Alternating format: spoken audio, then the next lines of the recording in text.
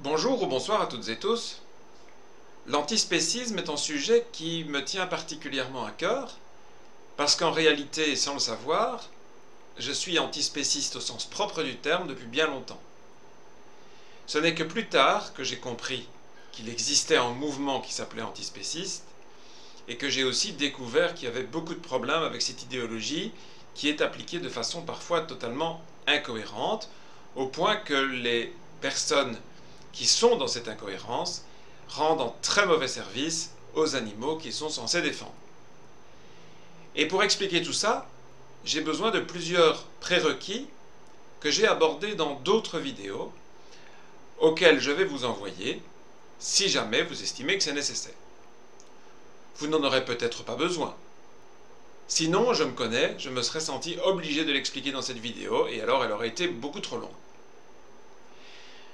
Pour expliquer l'antispécisme proprement dit, je vous propose, pour une fois, d'aller voir une vidéo que je n'ai pas faite moi-même, et dont je reprendrai qu'en tout petit extrait, parce que je voudrais que cette vidéo, qui est particulièrement bien faite, soit vue par de nombreuses personnes et partagée. Donc je vous invite à aller voir, je vous donne un avant-goût, comme ceci. Ce mot lui servait alors à décrire la discrimination opérée par les humains entre les espèces animales, conduisant à faire subir à certaines des traitements cruels. Par exemple, d'un côté, le chat qui est aimé et chéri au sein du foyer, et de l'autre, le cochon abattu dans des conditions d'extrême violence. Cette discrimination, on la retrouve au cœur du mot spécisme, qui a été formé en s'inspirant des mots racisme et sexisme, à l'aide du suffixe isme. Et je vous invite vraiment à aller voir la suite. C'est le premier lien que j'ai mis dans la description. Donc le principe est très simple. L'antispécisme, comme l'antiracisme par exemple, est une idée que des individus ne doivent pas être discriminés en fonction de leur appartenance à une catégorie. Dans le cas de l'antispécisme, la catégorie c'est l'espèce, dans le cas de l'antiracisme, la catégorie c'est la race. Le principe est simple, mais il y a un problème, c'est la catégorie. Et c'est ça que j'ai expliqué dans une vidéo récente, qui était nécessaire à mon avis que je fasse avant celle-ci, sur les races et les sous-espèces, parce que justement, le problème, ce n'est pas de comprendre un concept, le problème, c'est ce qui se passe aux limites des catégories. Certains disent parfois que quand on va chercher aux limites, on veut couper les cheveux en quatre. Mais ce n'est pas du tout le cas. Comprendre ce qui se passe aux limites est la meilleure manière, la plus scientifique, de comprendre les catégories qu'on a créées. Dans le cas des animaux, il y a plusieurs problèmes. Quand on dit on va respecter de la même façon tous les animaux, et quand on compare en chien et en lapin, c'est facile. Si on ne tue pas le chien, on ne tue pas le lapin non plus. Mais il y a des animaux avec lesquels on a des relations plus problématiques. Et puis il y a des animaux qui sont vraiment très simples, pas très différents des plantes les plus complexes. Pourquoi est-ce qu'on ne devrait pas respecter les plantes de la même manière? Et si on inclut nos plantes à l'antispécisme, en général l'antispécisme ne concerne que les animaux, mais on peut estimer que ça aussi c'est une discrimination. Pourquoi est-ce qu'on n'inclut pas les plantes? Mais si on inclut les plantes, bien alors on ne peut plus rien manger? J'ai expliqué dans une vidéo que ça fait plus de 40 ans que je suis végétarien. Et en réalité, fondamentalement, j'étais antispéciste, sans le savoir, mais je n'avais pas un comportement d'antispéciste d'aujourd'hui, parce que j'ai dû découvrir tous les paradoxes du concept, trouver des solutions, améliorer ma compréhension des choses, et ça a pris des dizaines d'années, puisque j'avais personne pour m'aider.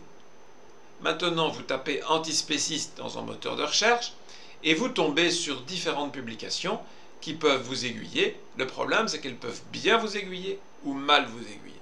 Je vais vous montrer une vidéo d'un détracteur de l'antispécisme, qui je pense est également chasseur, et je vais m'amuser à analyser ce qu'il dit. Et vous verrez que je suis plus en accord avec lui qu'en désaccord avec lui sur le sujet. Ça peut vous paraître très surprenant. Le problème, c'est qu'il a pris comme antispécisme les enseignements d'une personne, que vous allez donc découvrir dans la vidéo de ce monsieur, qui est totalement incohérent par rapport à ce qu'est vraiment l'antispécisme. Et je vais vous montrer que c'est moi qui ai raison, et pas lui, de façon très très simple, de façon indiscutable, par rapport au concept lui-même. Si vous voulez, je vais faire une analogie qui peut paraître choquante, mais j'ai bien réfléchi avant de faire cette analogie, et elle est absolument appropriée. Parce que si cet antispécisme était appliqué dans un pays, eh bien, il ferait des dégâts considérables. L'analogie que je vais faire est en fait assez simple. Imaginez que vous vous passionnez pour la justice sociale. Rapidement, vous allez découvrir le socialisme.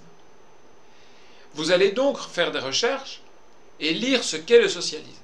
Et si par hasard, au hasard de vos recherches donc, vous tombez sur Joseph Staline, vous allez voir que cet homme a dirigé un pays qui s'appelait l'Union des républiques socialistes soviétiques. Il a été membre du Parti socialiste, etc. Et donc, vous allez comprendre le socialisme à travers Joseph Staline. Mais vous allez voir que ce monsieur est responsable de millions de morts, que c'était un dictateur très autoritaire, très violent. Vous allez donc vous dire, oulala, le socialisme c'est dangereux. Évidemment, les socialistes d'aujourd'hui vont dire à raison que ce monsieur n'était pas du tout socialiste. C'était un autocrate, un violent, et il s'est dit socialiste pour parvenir au pouvoir. Une autre possibilité, c'est qu'il était peut-être sincère en début de carrière, et puis que le pouvoir lui est monté à la tête. Peu importe, je ne vais pas évidemment faire de la psychologie de Staline. Remarquez que lorsqu'il y avait les truckers, donc les camionneurs canadiens qui manifestaient contre les passes, en Amérique du Nord, et qu'on a voulu faire des convois inspirés de ces camionneurs en France, on les a appelés convois de la liberté. J'ai d'ailleurs fait une vidéo sur le sujet. Beaucoup de journalistes à l'époque ne voulaient pas appeler ces groupes de manifestants convois de la liberté. Ils disaient alors convois dit de la liberté. Mais on peut dire ça pour tout.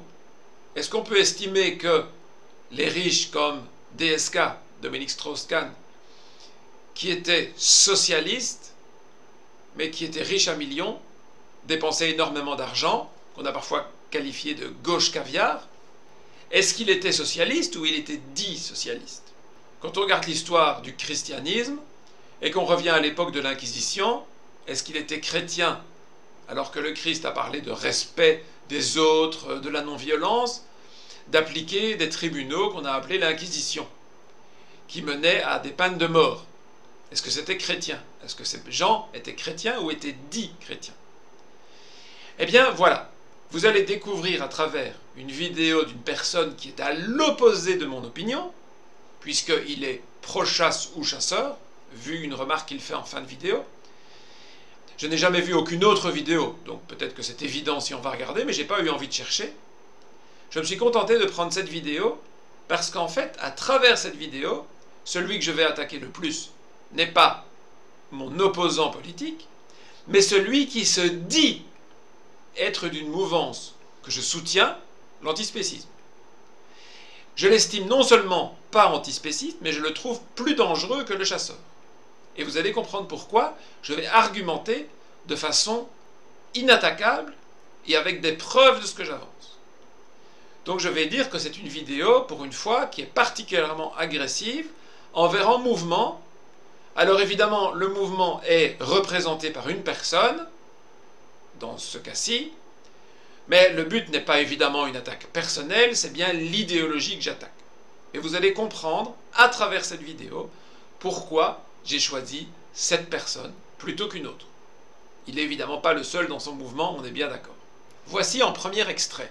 Eh bien, c'est une des tronches pensantes du mouvement antispéciste. C'est lui qui a amené les thèses de Peter Singer dans notre beau pays. Peter Singer, c'est l'idéologue premier de la doctrine. L'antispécisme, c'est quoi? On va découvrir ce que c'est sa définition du spécisme, du coup. Et on va comprendre ce qu'est l'antispécisme. Le spéciste est à l'espèce ce que le racisme est à la race, et ce que le sexisme est au sexe.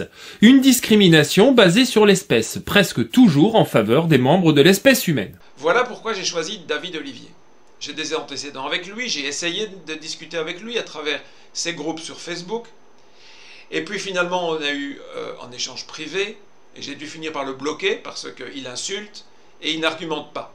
Et il refuse les faits scientifiques. Mais vous voyez quelqu'un, on va dire de lambda, qui fait une recherche pour savoir qu'est-ce que c'est l'antispécisme et pour attaquer l'idéologie, sur qui il tombe? Sur David Olivier. Et il y a une raison. Il est effectivement considéré comme une sorte de père de l'antispécisme en France. C'est donc d'autant plus grave qu'il véhicule une idéologie qui est à l'opposé de l'antispécisme. Encore une fois, je pèse mes mots et je vais démontrer ce que je vous avance.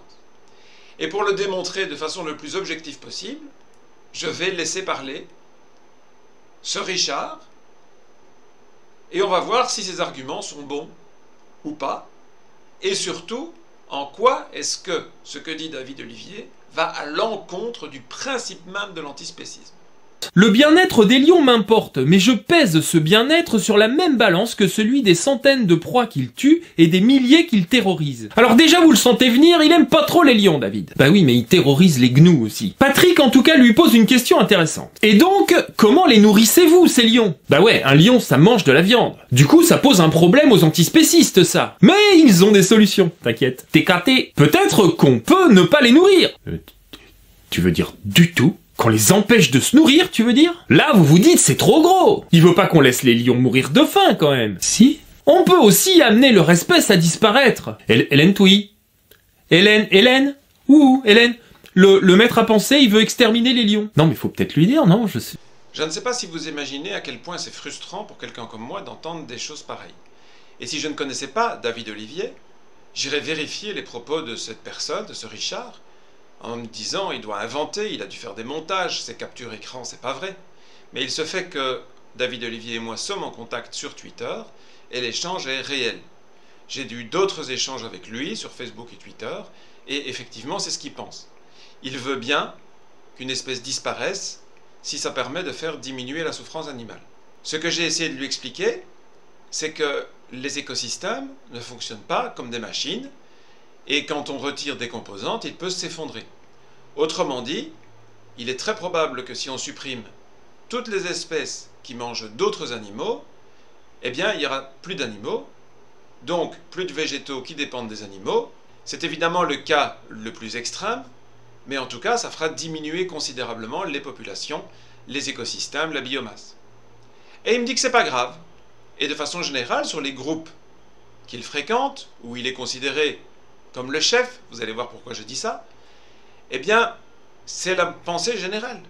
Le vivant n'a pas d'importance, la nature n'a pas d'importance. Ce qui compte uniquement, c'est la souffrance des individus. À la limite, la vie sur Terre disparaît, c'est pas grave puisqu'il n'y aura plus de souffrance. Quand je vous dis que c'est une idéologie dangereuse, qui est plus dangereuse que celle des chasseurs, je n'exagère pas. Et donc la comparaison avec Staline est tout à fait correcte, même si son idéologie, si elle est appliquée à la lettre, sera pire que celle de Staline. Parce que Staline n'a pas tué tous les habitants de l'Union soviétique. Alors qu'avec l'idéologie soi-disant respectueuse des animaux de David Olivier, au final, il n'y aura plus d'animaux du tout. Vous croyez peut-être que j'exagère. Eh bien, vous allez voir que la disparition de tous les animaux est vraiment probable avec cette idéologie et que ce n'est pas seulement un scénario catastrophe improbable. Je vous explique ça en détail, mais je vous laisse écouter un autre petit extrait de la même vidéo. On peut sans doute aussi les nourrir avec des préparations non carnées. Ça existe déjà pour les chats. Oui. Effectivement, on pourrait les nourrir aussi avec des croquettes véganes. Genre, on lancerait en fait des sacs de Whiskas courgettes depuis des hélicoptères comme ça. On pourra aussi les nourrir avec de la viande cellulaire. Oui, on leur laissera des petites gamelles sous les acacias, avec un petit bol d'eau. Voilà où on en est de l'idéologie antispéciste. Et c'est pas la peine de venir m'accuser de chercher un homme de paille pour discréditer la cause, hein. C'est lui le chef. Le mot chef qu'il utilise est évidemment un peu ironique, mais sérieusement, moi j'aurais plutôt utilisé le terme gourou. Et pourquoi je dis ça? Eh bien, en fait, je connais bien ses publications, notamment les cahiers antispécistes, faits avec d'autres, en particulier Yves Bonnardel. Ce sont des textes extrêmement longs pour dire très peu de choses. L'intérêt d'avoir une telle longueur, c'est tout à fait soporifique. Et donc, je suis prêt à parier qu'il n'y a pas un lecteur sur 100 qui a lu complètement ces textes. Encore moins de gens qui les ont vraiment compris. Et donc, que se passe-t-il? On est dans une société extrêmement violente envers les animaux. Et de plus en plus de gens refusent cette violence. La majorité la cache. C'est ainsi qu'on a en Europe des tas de mangeurs de viande qui seraient incapables de tuer un animal. Et ceux qui se rendent compte de ça, ils cherchent une solution. Et ils voient une personne, ou des gens, donc je parle de David Olivier, Yves Bonnardel et d'autres, qui parlent de façon radicale pour un changement de société, une société dans laquelle les animaux seraient respectés. Ça fait évidemment beaucoup de bien. Et puis, il voit des textes qui sont longs, qui paraissent intellectuellement pointus, et ça donne l'impression que son auteur est donc quelqu'un d'intelligent, qui va dans le bon sens, et donc on le suit. Et comme on n'a pas pris le temps ou l'énergie de lire tout le texte, eh bien, on donne raison, puisque dans les grandes lignes, les mots-clés sont là. Respect des animaux, fin de la souffrance, etc. On se met dans des groupes où on retrouve ces individus, et puis on aime bien tout ce qu'ils disent, parce qu'on considère que ce sont un peu les chefs, pour reprendre le mot de Richard, le gourou, l'exemple à suivre. J'ai fréquenté ces groupes, et dès que de façon intelligente je remets en cause leur raisonnement, en fait il y a directement soit beaucoup d'agressivité, soit on arrive à la conclusion que je donnais tout à l'heure, eh bien la vie s'éteindra, c'est pas grave. Voilà. La souffrance, c'est mal. Les lions font souffrir. Exterminons les lions. Voilà. Là, je comprends. Là, on voit qui vous êtes. Du coup, c'est pas la peine d'écrire des bouquins en feuilles de bois d'arbre mort pour en arriver là, hein. Un tweet, ça suffit, voyez. Bon, j'ai réfléchi un peu à tout ça, mais en fait, non. On va pas exterminer les lions. Ni tous les autres prédateurs de la Terre. Bah oui, parce que là on parle des lions, mais son projet c'est d'exterminer tous les prédateurs de cette planète. Un monde de gazelles, de poneys et de biches. Les rapaces, les loups, les félins, les insectes, les reptiles, tout ça, allez hop, ça dégage. Ce résumé paraît évidemment très simpliste, mais en réalité il est très important. Parce que ce que j'ai dit sur chacun des groupes antispécistes, je dirais école David Olivier, c'est que ce n'est pas de l'antispécisme. Et j'avais proposé en termes il y a plusieurs années, sentientisme, qui est apparemment arrivé dans le langage courant. Je n'irai pas jusqu'à prétendre que c'est moi qui l'ai inventé, surtout qu'il existe aussi en anglais, donc j'imagine qu'en fait, probablement inconsciemment, je l'avais lu en anglais et retranscrit en français alors. Mais peu importe. Pourquoi est-ce que je dis ça? Parce que ce soit cohérent ou pas, chacun a le droit d'avoir ses opinions. Et certaines personnes pourraient me dire que finalement, David Olivier fait de l'antispécisme et moi je fais autre chose. Mais non, moi je fais de l'antispécisme parce qu'effectivement je refuse toute discrimination entre espèces. Et je vais vous montrer que ce que dit David Olivier est du spécisme. Il fait une discrimination. En fait, il en fait clairement deux. Déjà, s'il prend deux espèces animales, que l'une est carnivore et que l'autre est frugivore, il veut transformer le carnivore et laisser le frugivore tel qu'il est. Donc il y a déjà une discrimination. Mais beaucoup plus important et beaucoup plus fondamental, il fait une énorme discrimination entre l'être humain et les autres espèces. Alors on va voir dans la suite de la vidéo qu'un des problèmes de l'antispécisme, c'est que comme l'espèce humaine est un animal, biologiquement il n'y a personne qui discute de cette affirmation, eh bien l'antispécisme implique qu'on doit mettre l'être humain sur un plan d'égalité avec les autres espèces. C'est ça qui dérange le plus d'ailleurs les détracteurs. Et ça, je vais en reparler, mais il y a une contradiction claire, parce que l'idée qu'on changerait le comportement d'une autre espèce animale implique que nous avons une responsabilité supérieure à celle des autres, puisque nous devons décider de quels animaux ont le droit de vivre, de quels animaux n'ont pas le droit de vivre, ou doivent changer. Donc ça nous place sur un piédestal encore plus grand que dans le mode de vie, je dirais, classique, où certes, l'être humain est mis sur un piédestal par rapport aux autres espèces, mais on ne le fait pas jouer à un dieu qui se permettrait de dire quelles sont les espèces qui ont le droit d'exister et quelles sont les espèces qui doivent disparaître parce qu'elles n'ont pas un bon comportement. Je dirais que c'est encore exacerber la discrimination entre les humains et les autres animaux. Donc, je suis certain de ce que je dis. Si vous comprenez l'antispécisme tel qu'il est expliqué sur l'émission de TV5 que je vous ai proposée en début de vidéo, et simplement la définition du mot, le spécisme, discrimination entre espèces, antispécisme, refus de la discrimination entre espèces, eh bien, j'affirme que ce que dit David Olivier est spéciste. Alors, vous pouvez dire « Ah oui, mais j'aime bien quand même », c'est une autre histoire. Je vous ai montré l'incohérence, il y en a d'autres, mais ce n'est pas antispéciste.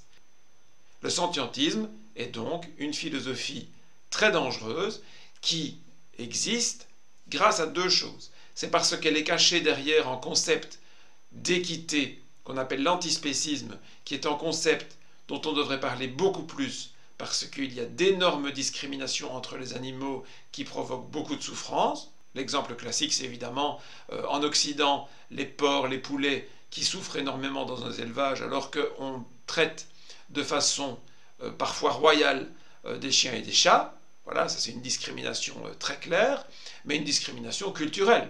En Chine, on mange les chiens et les chats, par exemple. Et ça, c'est un problème. Et on devrait en parler plus sereinement, mais ce débat est détourné par des gens, que j'appelle les sentientistes, qui attirent à eux par une omniprésence sur Internet par rapport à une philosophie cohérente comme la mienne, attirent des gens qui s'intéressent à une philosophie de respect des animaux et leur montrent un visage extrêmement destructeur et négatif. Alors soit ils les détournent vers cette philosophie dangereuse, soit ils les font fuir, c'est le cas de la majorité, et ça explique le genre de vidéo de Richard qui dit que les antispécistes sont vraiment des gens dangereux, et il a raison si les antispécistes étaient l'école de David Olivier. Mais ce n'est pas le cas. L'antispécisme, ce n'est pas ça. Alors il y a une autre raison importante pour laquelle cette idéologie se développe relativement vite par rapport à un antispécisme cohérent ou au véganisme. C'est parce qu'il est soutenu par des gens très mal intentionnés. Et je suis très étonné d'ailleurs que ce Richard ait pu le constater. Je vous laisse écouter ce qu'il dit et je vais en rajouter une couche. C'est elle qui, grâce au soutien des milliardaires de la Silicon Valley et des donations privées, répand cette saloperie sur notre pays. Pourquoi est-ce que les milliardaires de la Silicon Valley soutiendraient le sentientisme? Eh bien, vous allez comprendre. Je vous invite chaleureusement, je sais que ce n'est pas la première vidéo que je vous invite à regarder, mais c'est un sujet très important qui ouvre beaucoup de questions, et donc prenez le temps, s'il vous plaît, de regarder cette vidéo attentivement jusqu'à la fin et d'aller voir les différents liens que je vous ai conseillés. J'ai fait une vidéo sur le wokisme, et je dis que le wokisme est soutenu par ces mêmes milliardaires de la Silicon Valley pour une raison que j'explique en détail, c'est-à-dire que ça ouvre les portes du transhumanisme. C'est un sujet sur lequel je vais revenir en détail, parce que c'est d'une importance capitale et quelque chose qui est totalement occulté par la crise sanitaire, la guerre en Ukraine, etc. Le sentientisme ouvre la porte du transhumanisme exactement comme le wokisme.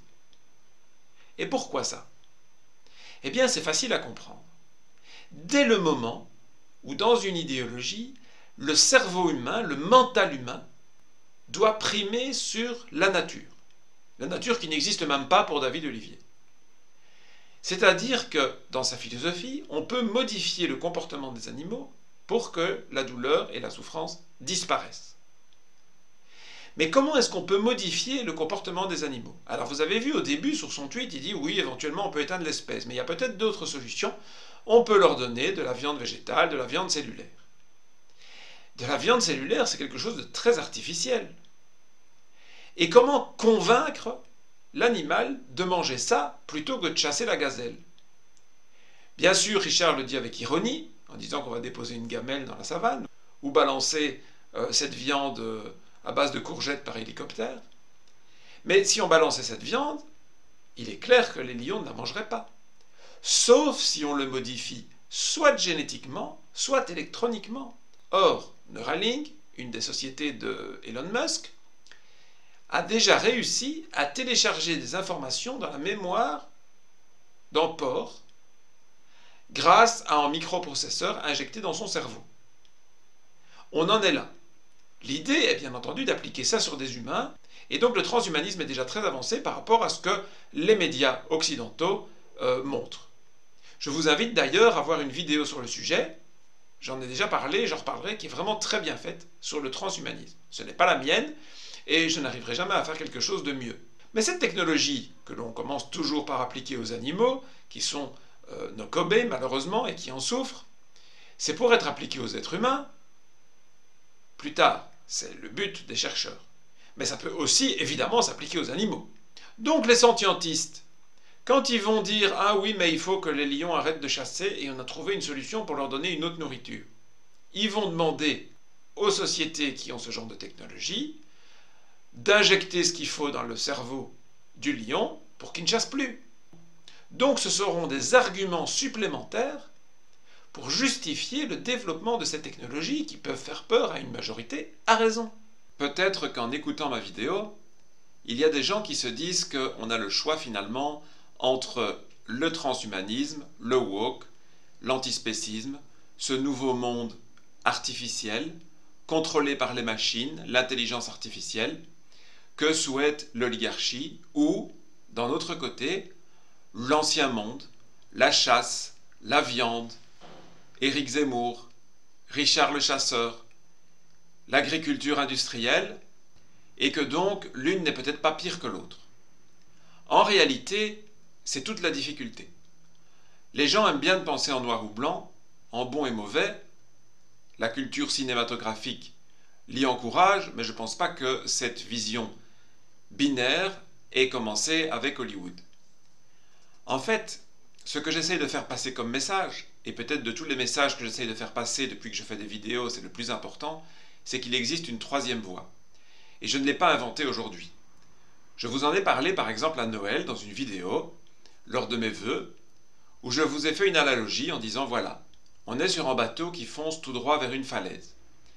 Et si on continue tout droit, c'est-à-dire l'ancien monde, si on continue la même surexploitation de la planète, si on continue le même comportement où on parasite finalement toutes les ressources de la planète, on va s'écraser très bientôt. Et quelque part, tout le monde le sait. Et donc il faut changer de direction. Et il semblerait que la seule direction que voit le pouvoir, parce que ça les arrange sans doute, c'est la solution transhumanisme, woke, intelligence artificielle, et la liste est encore longue de tout ce nouveau monde qui s'inscrit dans la lignée, évidemment, des confinements, des passes sanitaires, des identités électroniques, etc., etc. Beaucoup de gens veulent résister à ce monde, mais le problème c'est qu'ils n'ont pas une solution alternative crédible. J'essaie de l'expliquer depuis longtemps. Regardez par exemple cette vidéo sur le monde d'après-Covid. J'essaie également de dire la même chose. Peut-être que je n'ai pas trouvé les mots jusqu'ici. Et la vidéo de Noël est peut-être pas mal, mais comme c'est juste une vidéo de vœux, forcément elle n'a pas beaucoup de succès. Je vais reprendre le schéma que j'avais fait dans cette vidéo, que voici, qui montre que continuer tout droit c'est une voie de garage, mais continuer tout droit c'est l'ancien monde. C'est Richard, c'est Zemmour, vous comprenez? C'est ce monde où on s'accroche à des anciennes valeurs, dont certaines sont peut-être très bonnes, mais il y en a aussi des très mauvaises, tellement mauvaises qu'elles nous ont envoyés droit dans le mur. Et donc il faut changer de direction. Mais il n'y a pas qu'une direction. Il y en a au moins deux. Il y en a peut-être bien plus, parce que je ne prétends pas tout voir. Mais dans mon schéma, vous voyez à gauche, on a cette direction vers le transhumanisme, mais il existe une autre voie. La voie de droite sur mon schéma, il ne faut pas y voir une relation avec la droite et la gauche en politique, eh bien c'est la voie où j'ai mis le respect des animaux, le respect de la nature, etc. Et c'est dans ce cadre que doit s'inscrire l'antispécisme, le vrai antispécisme. Un antispécisme qui va continuer son mouvement, qui est quelque part une étape après le véganisme, vers le biocentrisme, c'est-à-dire en respect total du vivant, de la nature, sans discrimination. C'est un petit peu ça l'idée. Je pense que vous avez bien vu que cette vidéo est déjà longue, et donc je ne vais pas pouvoir vous présenter l'antispécisme dans ce cadre, l'antispécisme respectueux du vivant, respectueux des mécanismes naturels, et non pas seulement respectueux des individus. Parce que c'est là tout le problème, un problème encore une fois que je ne découvre pas, et pour preuve j'en ai fait tout un article qui s'appelle « L'individualisme mène le monde à sa perte ». J'ai bien compris ça depuis longtemps. Le tout c'est d'arriver à trouver les moyens didactiques pour que les gens qui m'écoutent comprennent mon message. Parce qu'apparemment il y a vraiment des difficultés. Il y a beaucoup de gens, dès que je remets en cause le transhumanisme, le grand reset et tout ça, me disent que je suis pour un monde à l'ancienne, zémourien, avec la viande et compagnie. Mais non, je ne suis ni pour l'un ni pour l'autre. Je dis simplement deux choses. Il faut voir une troisième voie, et je ferai tout pour l'expliquer tant que je peux, et montrer qu'elle existe, et montrer qu'elle est cohérente, et montrer qu'elle est durable, et qu'elle est dans l'intérêt de tous. Et autre chose, c'est que s'il fallait choisir entre les deux, ce serait très difficile parce que dans les deux cas, ce serait catastrophique. L'ancien monde nous mène à disparition. Mais quand l'humain aura disparu, il restera de la vie. Et il restera de la vie qui pourra se redévelopper. Ça va peut-être prendre des millions d'années, mais on va retrouver une belle nature sur la planète. Par contre, avec le transhumanisme, on peut aller vers l'extinction totale du vivant sur la planète. Donc, entre les deux, c'est deux solutions horribles, mais le transhumanisme, c'est le pire de tout. Même avec une peinture verte écologique, même avec une peinture, je ne sais pas de quelle couleur, wokiste et sentientiste, ça mène quand même toujours au même résultat, un monde dominé par des machines, par l'intelligence artificielle, où le vivant n'a plus sa place. Et ça, c'est vraiment, vraiment le pire de tout. Donc je vais faire une deuxième partie à cette vidéo où je vous décrirai l'antispécisme, le vrai, très éloigné de celui de David Olivier, très éloigné de celui qui arrange les milliardaires de la Silicon Valley et de leurs projets transhumanistes et de vie éternelle. Allez voir la vidéo que je vous ai mis tout à l'heure en extrait, c'est bien de ça qu'il s'agit, ce n'est pas de la science-fiction, les preuves sont maintenant abondantes, et je ferai également une vidéo qui vous expliquera ce transhumanisme, vous apportera les preuves, vous montrer où ils vont et comment ils vont vous y emmener, comment ils vont vous manipuler pour que vous soyez d'accord avec eux contre votre intérêt. Je vous remercie pour votre attention et je vous dis à bientôt.